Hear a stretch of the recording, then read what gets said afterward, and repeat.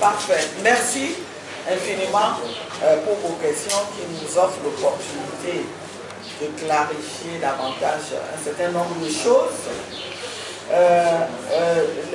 Nos membres vont prêter serment quand ils auront intégré la CENI. Devant quelle cour constitutionnelle? Est-ce que c'est l'actuel? Ce qui est sûr, c'est un problème que nous allons devoir résoudre. Le code exige que quand un membre intègre la CENI, qu'il puisse prêter serment. Allons-nous nous contenter de l'existant? C'est un problème qui doit être posé au niveau de la CENI. Normalement, si on voulait bien faire les choses, toutes les institutions intervenant dans le processus électoral et qui ont besoin d'être réformées auraient dû être réformées avant que le processus ne démarre. Et c'est quelque chose qui serait plus conforme à un esprit de résolution durable du conflit togolais. Chacun sait que des élections sans les réformes ne constituent pas une solution au règlement du conflit. Et le problème, un certain nombre, vous remarquerez que nous avons, parmi les points que nous avons signalés comme devant être nécessairement résolus, il y en a pas mal qui relèvent de réformes électorales.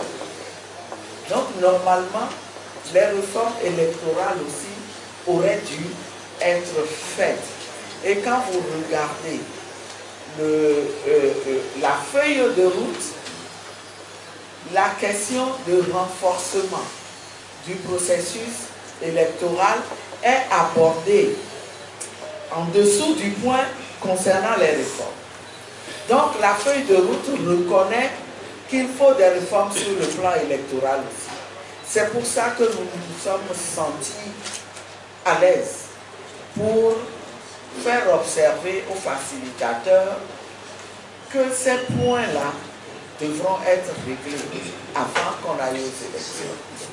On doit faire toutes les réformes électorales, mais aussi constitutionnelles.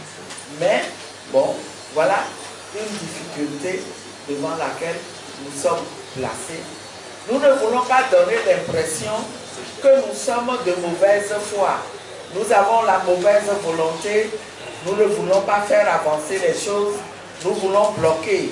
Il paraît que c'est ce que le régime va vendre au niveau de la communauté internationale. Il va dire, nous, on fait vite parce que ces gens-là, ils ne sont pas sérieux, ils veulent bloquer les choses. C'est pour ça que nous nous sommes dit, nous allons poser un acte de bonne volonté.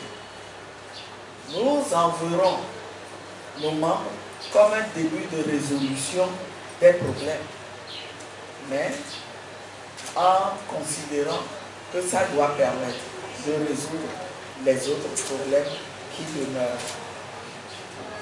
S'il n'y a pas de satisfaction, est-ce que nous allons retourner à la rue? Bien sûr que nous conservons l'arme de pression qui consiste à descendre dans la rue. S'il y a un blocage, personne ne peut nous interdire de descendre dans la rue. Et je suis convaincu que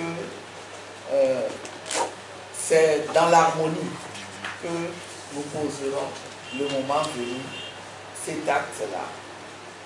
À quand la séance de travail sur la libération des détenus?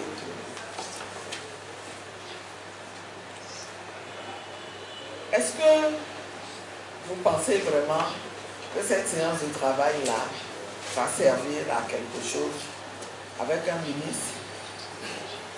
Vous pensez, dans le contexte du Togo, est-ce que